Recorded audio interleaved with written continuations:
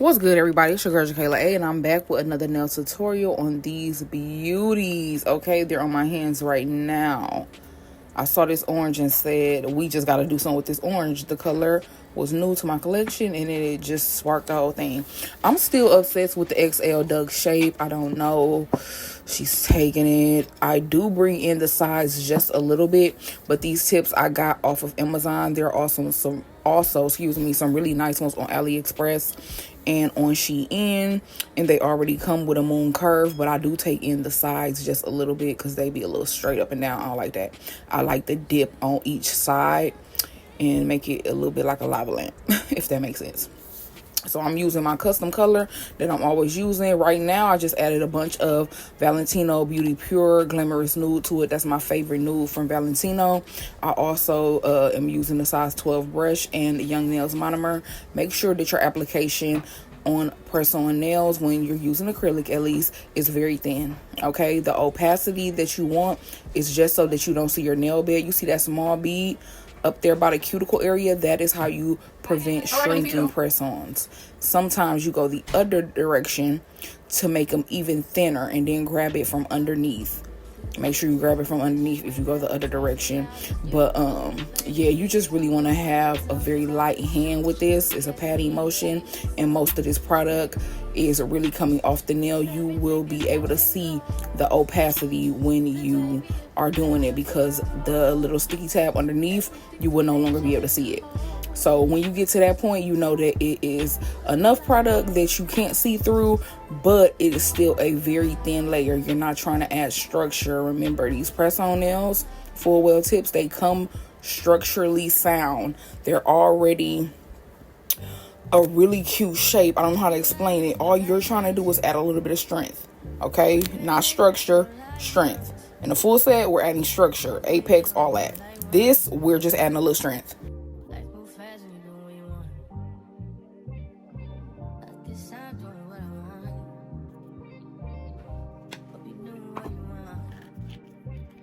Okay, for our middle finger, we're going to do an ombre, and I'm going to use a gel polish to ombre. It's one of my favorite things to do. It's really easy to do on a client as well. You go ahead and you put the gel polish on, I would say 3/4 of the nail, because you only want to leave a little bit of space at the cuticle area so you could blend down the cover color, which I'm obviously using the same color. So after that one layer, go ahead and cure it for 30 seconds. Then you put on a top coat layer and you cure it for 60 seconds. You can also use base coat. I use top coat. Then you're going in with very small beads. Again, we do not want shrinking press-ons. I'm working a touch drier as well, because I still want to blend out somewhat of a pretty ombre, and I still want to keep my cuticle area thin. Okay, 2, maybe 3 at the most beads should clear it. If you really that girl, use 1. Okay, it probably will not be the most seamless, but the point comes across and it's a very pretty. Okay, and do not put too much product at that cuticle area. It still will fit perfectly fine. And when we go in for our cap, we're going to focus it on the 3/4 area of the nail that we put the gel polish on. We're not even going to really put it over the nude, and you will see that. But the other 2 nails, we're going to continue on the application.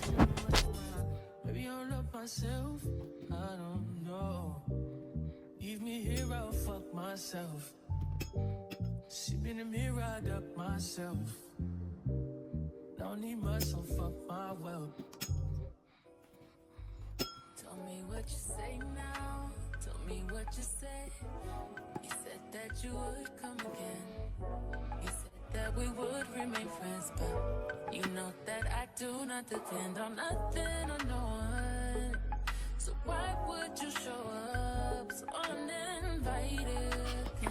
Just change my mind like that. Please don't take this personal. We're doing an encapsulated glitter nail.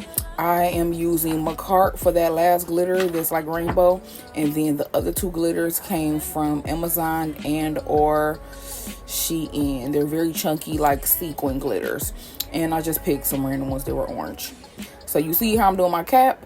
I put a small piece just over the orange part so that I don't foul off my orange polish when I go in and file my nails.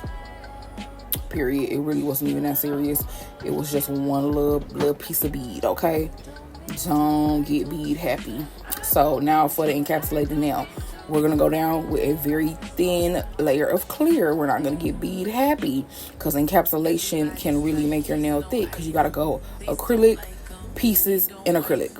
So make sure that the initial acrylic that you lay down, I feel like I'm saying acrylic a lot. Just make sure the initial layer you lay down is very thin. You only want it to be enough so that the pieces will stick. Then you will put the majority of the acrylic that you need to cap it.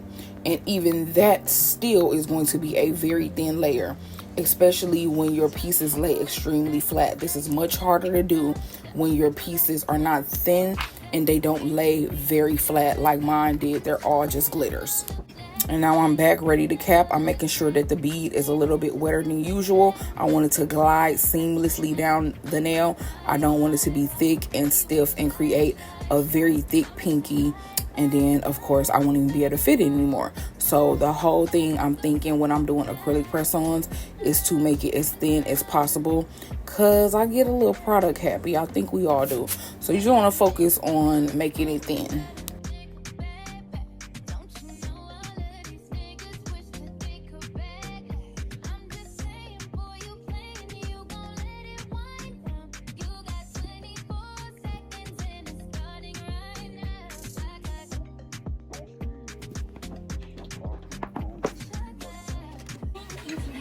So now that I done filed my nails, I literally just use a sanding band these days. I don't even use a hand file.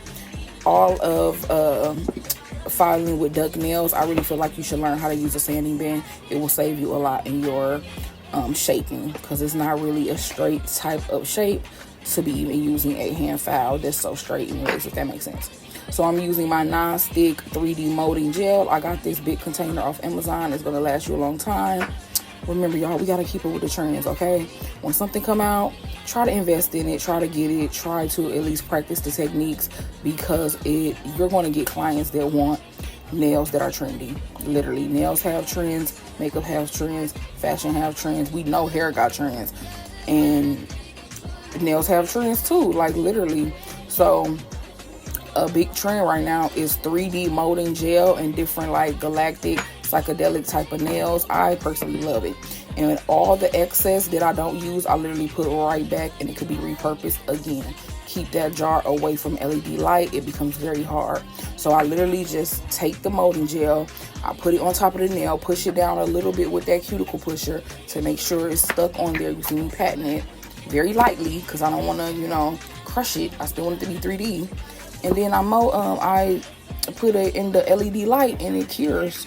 So here I am using a bunch of charms and bling. The big bling, I always get asked about it. It came off of AliExpress.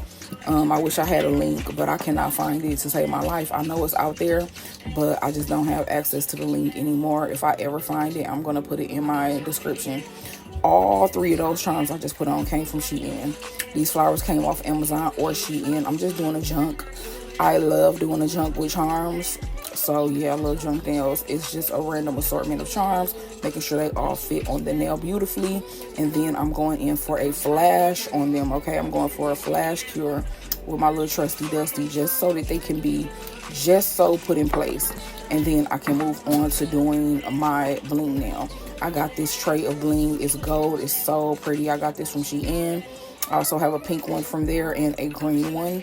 I want a blue one and a red one, but I want like a light blue one. I have a dark blue one, but I want like a light blue one because I think these stones are so pretty. No, they're not Swarovski quality, but they do serve a purpose and they're very gorgeous, okay? So I'm going to use those stones and I'm just going to organize them some way, somehow on the nail. It was like kind of giving overboard, but that's really my style.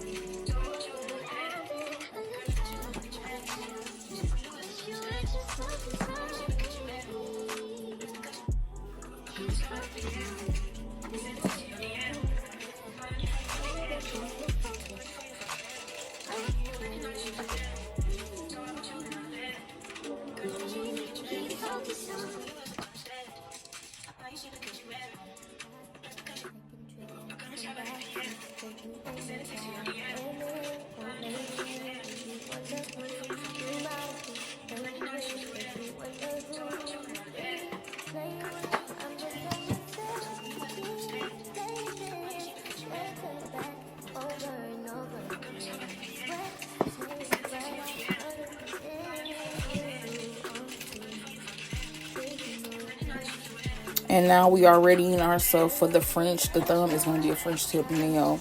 So I put down some of the product, and I'm showing y'all that I finally got a new brush. I feel like it's longer. Look at it. I'm like, let me show them. It's longer. It used to be a 30 mm. Now I feel like it's 31, 32. And this is literally the details of the brush. I don't know if you can see that, but baby, the brush comes from Michael's Craft Store. Go and buy it. It's the longest liner brush I ever had. That first one that was crusty has lasted me like 4 years. So I bought 2 more. And honestly, there's no need for me to do a French, even a short French, with any other brush. This one is just the one, okay? Look how quickly I did this. Now, I know you can't really tell because this is a sped up video, but it was so quick. This brush, if it's fresh and it's not bent up and crip walking, it really does give me a very crispy French quickly. And then as far as the bottom half of my abstract French, I'm just filling it in mostly with the actual brush that just comes up out of the bottle.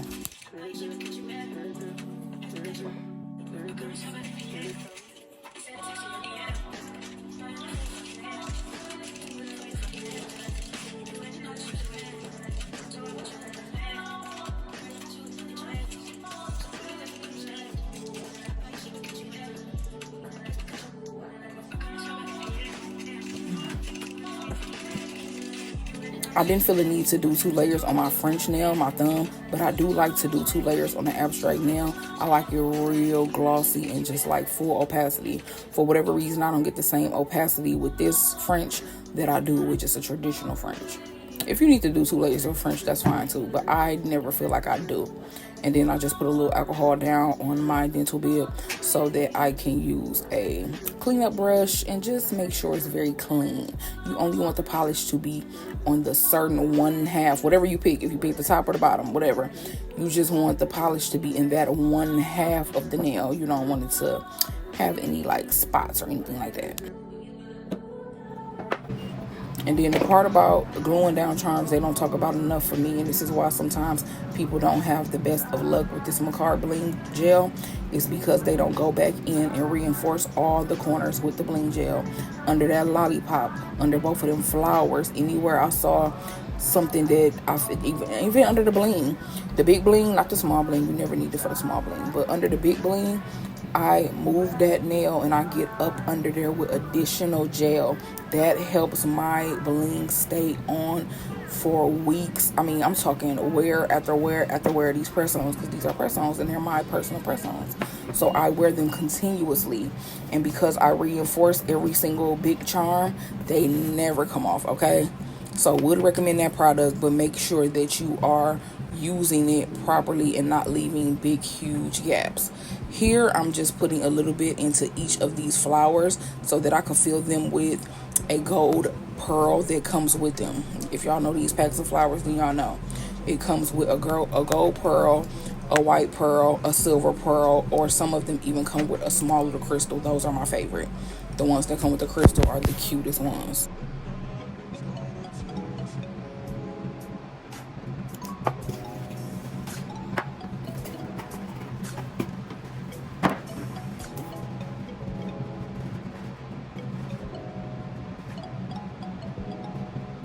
The set was going to be done. I decided that, I thought it was done. But then I'm like, that thumbnail is so big and long and plain. And I'm like, I got to do something. I got to shake it up. So I just went in for a trim with the gold crystals around the small line. And that really did set it off.